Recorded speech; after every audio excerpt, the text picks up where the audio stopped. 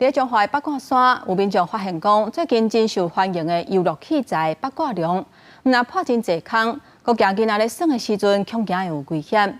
虽然有紧急用塑胶锁来补，不过民众要是烦恼会有安全的问题。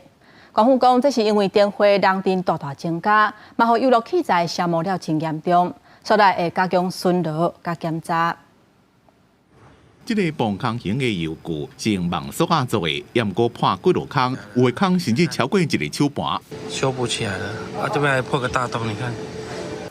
在彰化八卦山的八卦龙油具，真侪人本来带囡仔要来遮爬塑胶加运动，也毋过看到油具破这么侪坑，惊讲有危险，所以真侪家长就无互囡仔去哩耍。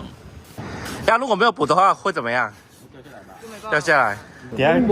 无看来修理嘞。官府赶紧派人来修理，不过这个人用塑胶塑大小应付一个，一人补偌济算偌济，但是也有人担心塑大的强度无够，而且可能也有尖尖的所在。官府讲，今年是配合电费设这座油具，可能是电费人伤多，挡袂调派去。那个其实已经处理好了，民众反映的第一时间，我们就先用那个网绳做紧急的加固。那我们在3月份呢，也请厂商来更换新的防护网。官府讲，油具本身拢有经过安全认证，除了加强警示，也会提悬巡逻检查密度，维护民众的安全。记者综合报道。